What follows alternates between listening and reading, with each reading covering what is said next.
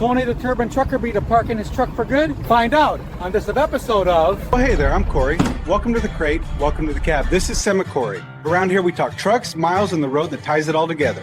Grab a coffee, buckle in, and roll with me. Yo, what's up? I hope everybody's well. Yeah. Welcome to this issue of Trucker Talk. Today, obviously, you've seen from our interview, we're talking about whether or not Tony the Turban Trucker is going to be parking his truck. You know, it's sad. I gotta do an intro like that just to get attention, to hopefully get you to listen in and follow along with this topic, or to keep you watching. But anyways, let's talk about the FMCSA and what they're doing. So they came out with a final rule involving the non-domicile issue with CDLs. For those of you who've been following along with the FMCSA, they originally did an interim final rule, which was a temporary block, which got blocked by Supreme Court. The interim final rule that they originally did was just temporary. It was a temporary fix while they worked on this and knocked out the issues. So now, as of the publishing date of the 13th, they came up with a final rule. You can find the final rule on the FMCSA's website. It is restoring integrity to the issuance of non-domiciled commercial driver's licenses. This is the final rule. This was enacted after they went through the whole comment period, and I picked out a couple of I read some of the comments. I read probably the first 15 of them. So I'll give into a little of those. I'll talk about a little of those and my views on them, on those comments, or how I would respond to them, maybe. But just kind of give it a little insight. So the summary is the FMCSA amended the federal regulations for state driver's licenses agencies issuing commercial driving credentials to non-domiciled individuals. This final rule reaffirms with minor changes the provisions of the interim final rule, the original one, published on September 29th of last year. Specifically, the final rule limits eligibility of non-domiciled commercial learner's permits and commercial driver's licenses for foreign domiciled individuals to those who hold specific verifiable employment-based non-immigrant status. This rule reaffirms the IFR requirements, aligning the issuance of non-domiciled CDLs with FMCSA's statutory mandates to ensure the fitness of all drivers who operate a CMB. By limiting eligibility to statuses subject to enhanced consular vetting of driver history and interagency screenings, the FMCSA restores the integrity of the CDL system, closes a significant safety gap, and enhances the safety of the traveling public.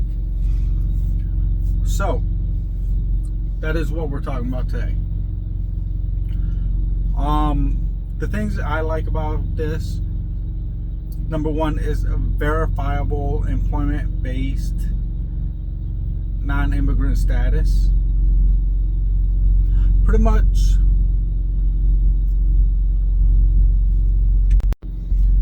so in other words, what they're doing is they're cutting out the non-domicile CDL program completely for a few, except for a few exceptions. Pretty much the biggest thing they're saying is they want verified safe drivers on the roads. So after reading this, after going through this, I picked a couple of comments to kind of read and talk about. Let's see, one of the comments that came in from a Mr. Garcia. His comment is, as a DACA recipient, I embarked on a journey just after COVID. I decided to get my CDL and work locally in New York City. After a year with my CDL, I started driving OTR, and within 15 months, I had driven through all 48 states. Having my CDL became a passion. I started hauling refrigerated loads, moved on to extendable flatbeds, hauling long loads like 90-foot steel beams. I am now driving extendable RGN loads with an 18-speed manual transmission. I'm not bragging, I'm explaining how my passion got me to where I am today. Anyone can learn my position, but not everyone learns to love it. Please allow me to continue renewing my non-domicile CDL.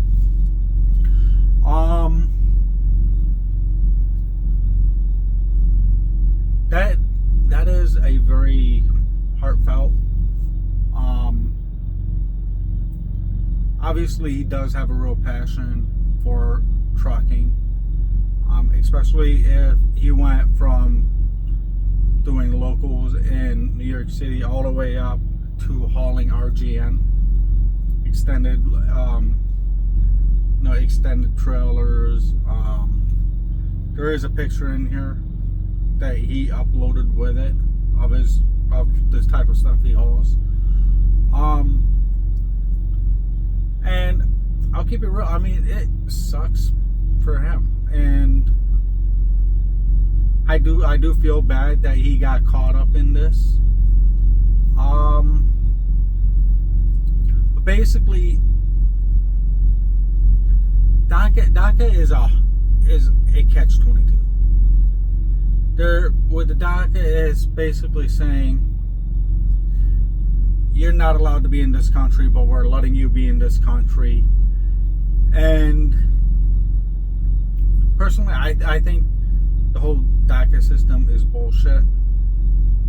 Just saying, not because of the people that are enrolled into the DACA program, but because of the way they're treated. Pretty much, somebody could be in the DACA program their entire life.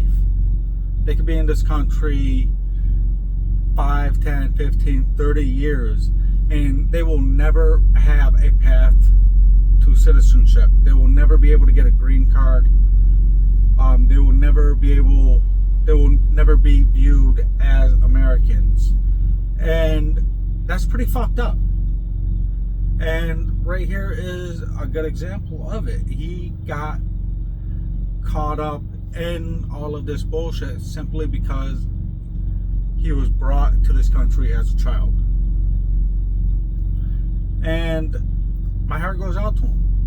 It really does. I mean, he's built a career on something that he loves, and now it's being taken away from him.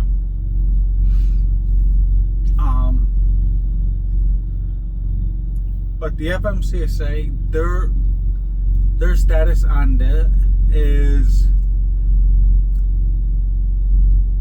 whether it's right or wrong, whether I agree with it or not, their standing on this is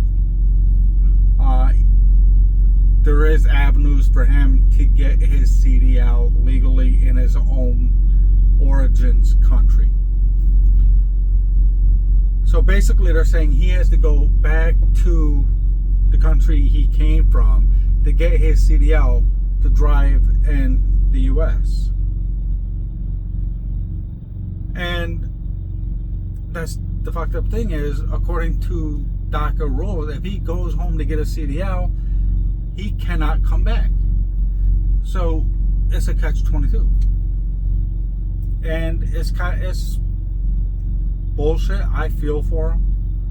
And all I can say is you gotta take it as this is a pendulum moment. You know, because that's how government works. Government works on a pendulum. It's always one extreme or the other. So from the Obama administration forward, we saw that extreme where it was just a free-for-all. Everybody get a license. Everybody gets a license. Everybody gets a truck. Let's run. And now we're looking at the pendulum swung the other way, where this administration is saying that shit is quiet. We're buttoning down on this. America first. And we're cutting everybody else out the pie.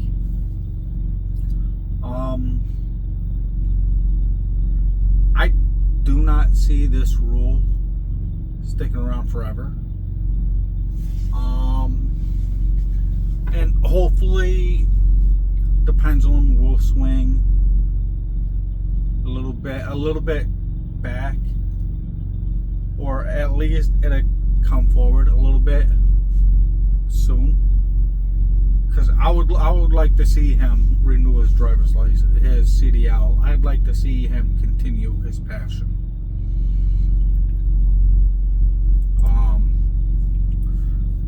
Let's see. This is an anonymous comment from an anonymous person. We support DACA recipients. Please restore their integrity to the issuance of non-domiciled commercial driver's licenses. How about this? How about if we do one better? How about if we give DACA recipients a path to citizenship? Would that be too much to ask for? I mean, ask any DACA recipient. You know, would they rather have their CDL restored, or would they rather have a path to citizenship? Because the DACA recipients I know, they want citizenship first and foremost. The CDL could come later. So how about if we give those recipients a pathway to this country? The next one. Comments from Anonymous. Hello, sir, madam. I am non-domicile CDL driver, India, since 2018. Never had any DUI or felony suspension accident. I can speak English. I have family of 6 to feed. My request is I'm ready for any test, ELP or drug. Why are you punishing all drivers for 10%? 10%. Drivers can't speak, drive, break rules. You have to make strict way for eligibility, but don't cut a whole tree because some bad apples. Please make way for eligible non-domicile CDL drivers away. Please make way for eligible non-domicile CDL drivers away.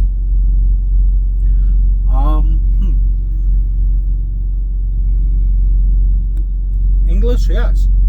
Grammar, not so much.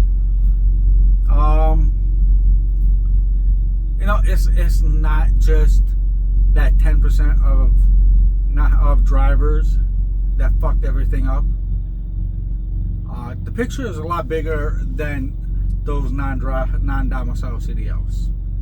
The picture is a lot bigger than the accidents that kickstarted all of this.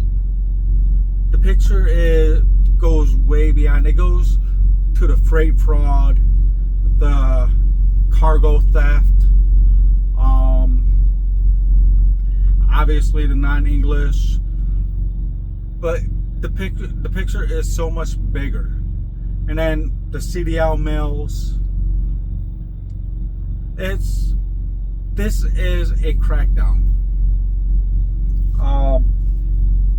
That's exactly what this is. This is a crackdown. This is tying the noose. This is getting shit in order. Let's see. Comments from Anonymous. Please make change in CDL obtaining tests to make American roads safer, not in immigrant status eligibility. I oppose this rule.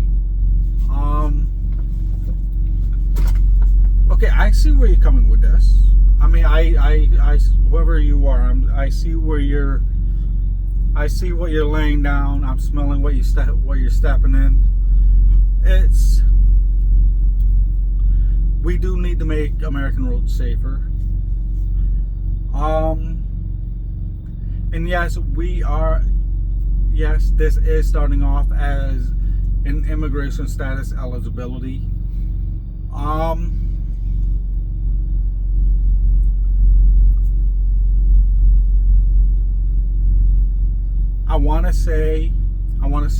I personally want to see beyond the immigration status eligibility on this one. I want to see this being the first step and fixing all of the issues with the DOT.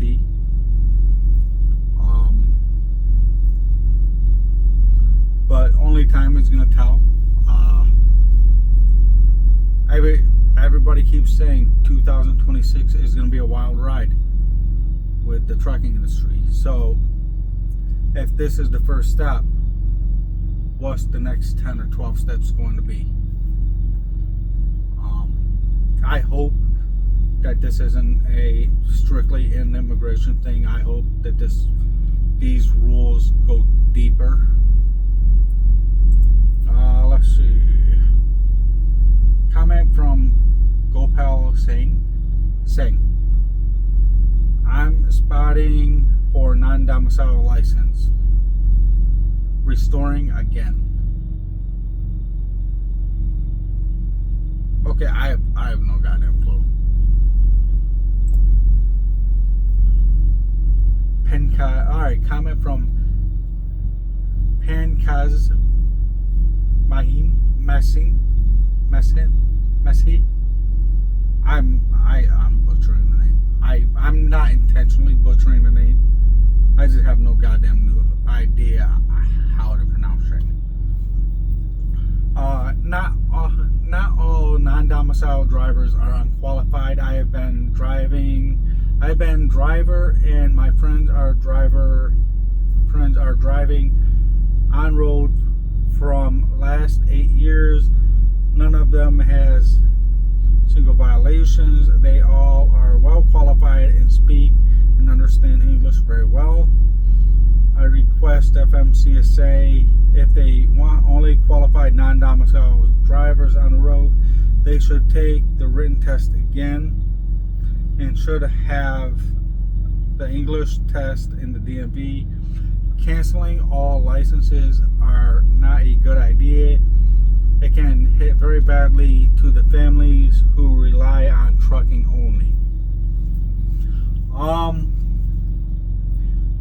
No, I would agree on that, except for the problem that there has been so much DMV fraud that we can't even, there's no way to tell. I mean, there's just so many instances of fraud happening at the DMVs. People going in, taking their test, or having cameras and earpieces, and some guy in a truck somewhere giving them answers as they're taking the test. it's become so sketchy, and there's so much fraud going on that I'm hesitant on whether or not I would have faith in DMVs. Plus, DMVs are lazy as fuck. They sit behind the desk. They're not proctoring the exams properly. I mean, you got your DMV people behind a desk on one side of the room. You're in front of a computer on the other side of the room, and you got some sleepy security officer just taking a nap while you're doing the test. I have no faith in the integrity of the DMV doing the written test all over again.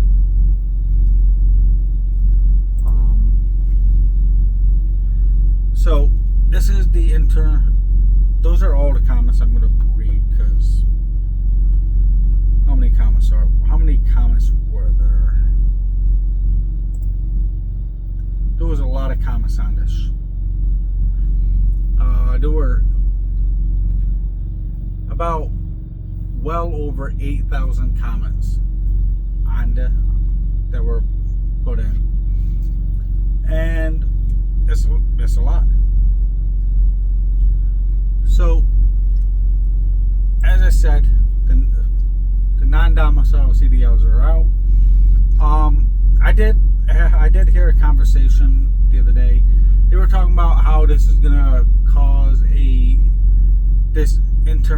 this final rule is going to cause thousands of qualified drivers to lose their CDLs. They're talking like I don't know, maybe 200,000 qualified CDL drivers losing their licenses because of this rule.